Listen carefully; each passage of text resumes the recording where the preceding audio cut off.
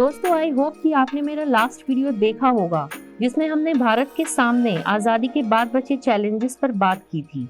उनमें से एक चैलेंज है एलिमिनेशन ऑफ पॉवर्टी, यानी गरीबी दूर करना। पॉवर्टी या गरीबी एक ऐसा टर्म है जिसे हम सभी सुनते आए हैं, लेकिन अगर हम ये सवाल पूछें कि आखिर गरीबी है क्या, तो हमारे दिमाग में ट्रैफिक लाइट्स पर भीख मांगते बच्चों की, रेल लाइन के आसपास बसी झुग्गी झोपड़ियों की या फिर फुटपाथ पर सोते लोगों की तस्वीर उभर आएगी। अगर इन्हीं सब कंडीशन को शब्दों में ट्रांसलेट करें तो गरीबी किसी इंडिविजुअल या हाउस होल्ड यानी परिवार की उस कंडीशन को कहते हैं जिसमें उसके पास अपनी मूलभूत ज़रूरतों को पूरा करने के लिए आर्थिक रिसोर्सेस नहीं होते। अब ये मूल ज़रूरतें यानी बेसिक नेसेसिटीज़ कुछ भी हो सकती हैं, जैसे nutritious food, clothes, sanitary living condition, access to health facilities, access to basic education. गरीबी को खत्म करने के लिए सबसे पहले ये जानना ज़रूरी है कि देश में कितने लोग गरीब हैं और उनकी कौन सी ऐसी बेसिक नेसेसिटी हैं जिनको पूरा करने में वो इनकैपेबल हैं। देश में पॉवर्टी एस्टिमेशन का सबसे कन्वेंशनल मेथड ये है कि ऐसी गुड्स एंड सर्विसेज की बास्केट डिफाइन कर दी जाए जो कि किसी परिवार की बेसिक नेसेसिटी को पूरा कर दें। अब इस बास्केट की जो कीमत है वो पॉवर्टी लाइन बन जाती है, यानी कि अपनी बेसिक नेसेसिटी को पूरा करने के लिए किसी परिवार या इंडिविजुअल की इनकम पॉवर्टी लाइन से ज़्यादा होनी चाहिए। देश में जितने लोगों की इनकम इस पॉवर्टी लाइन से कम होती है उनको बिलो पॉवर्टी लाइन यानी बीपीएल कैटेगरी में रखा जाता है। पॉवर्टी को एक्सप्रेस करते हैं हेड काउंट रेशियो में, जिसको कैलकुलेट किया जाता है इस फॉर्मूला से। ऑल्दो ब्रिटिशर्स ने देश से पॉवर्टी हटाने की कोई कोशिश नहीं की, लेकिन आज़ादी से पहले पॉवर्टी एस्टिमेशन करने के लिए कुछ एफर्ट ज़रूर किए गए थे, जिनमें सबसे पहले 1901 में दादा भाई नौरोजी ने अपनी किताब poverty and un British rule in India में 1867-68 के प्राइसेस के हिसाब से poverty line 16 to 35 rupees per capita per year estimate की थी। 1938 में जवाहरलाल नेहरू की अध्यक्षता वाली नेशनल प्लानिंग कमेटी ने मिनिमम स्टैंडर्ड ऑफ लिविंग के हिसाब से poverty line 15 to 20 rupees per capita per year estimate की। 1954 में बॉम्बे प्लान ने poverty line 75 rupees per capita per year suggest की।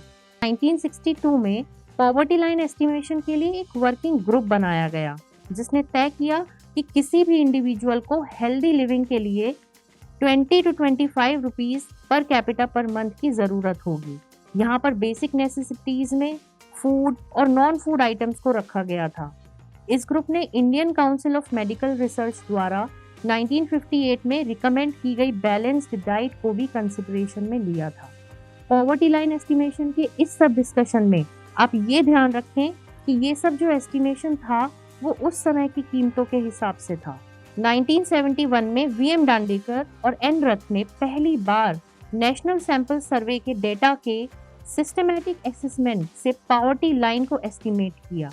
यहाँ पर उन्होंने एक मिनिमम कैलोरीज नॉर्म सेट किया जो कि 2250 calories per capita per day था, और इसके लिए जो एक्सपेंडिचर चाहिए उसके हिसाब से रूरल एरिया के लिए 15 rupees per capita per month और अर्बन एरिया के लिए 22.5 rupees per capita per month poverty line estimate की गई।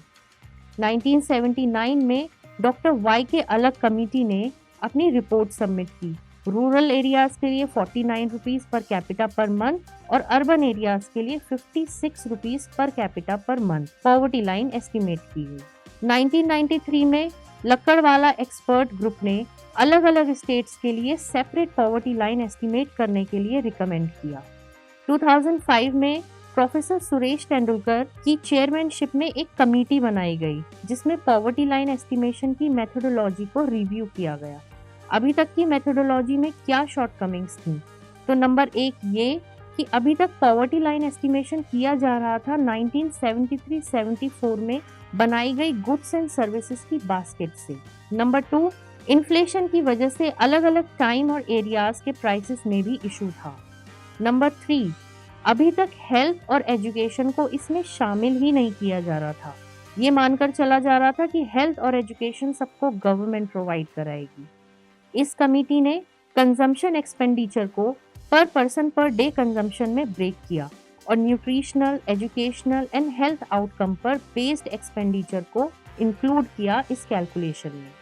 2011-12 के लिए पॉवर्टी लाइन एस्टिमेट की गई 816 rupees per capita per month for rural areas और अर्बन एरियाज के लिए 1000 रुपी पर कैपिटा पर मंथ।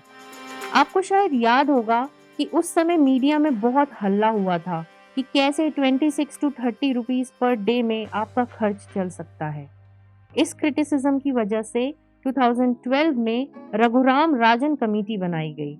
इस कमेटी ने 2014 में अर्बन एरिया के लिए 42 रुपीस पर डे और रूरल एरियाज के लिए 32 rupees per day per capita expenditure set किया।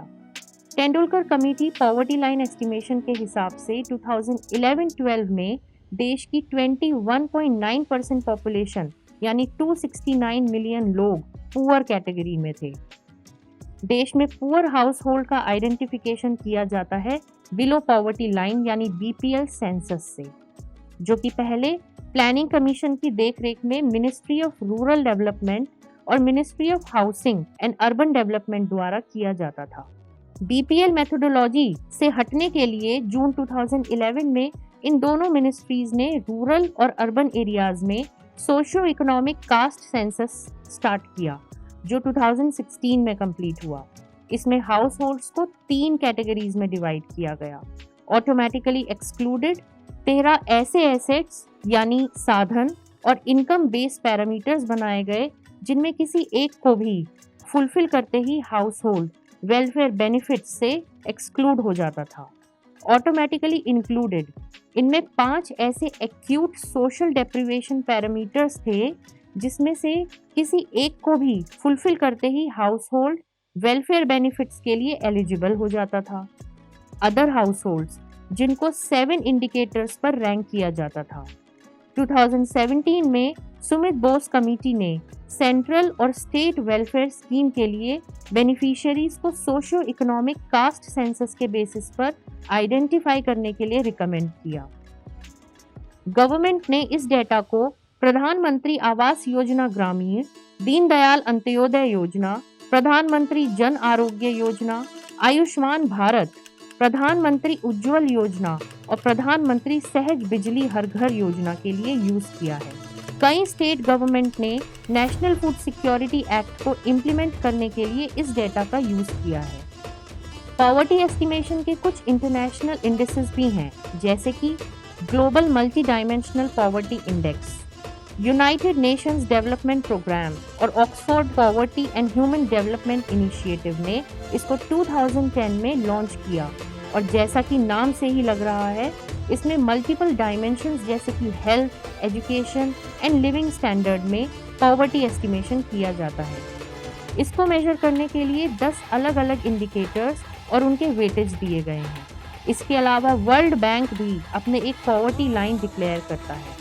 2011-12 के प्राइसेस के हिसाब से वर्ल्ड बैंक ने $1.90 पर पॉवर्टी लाइन डिफाइन की है।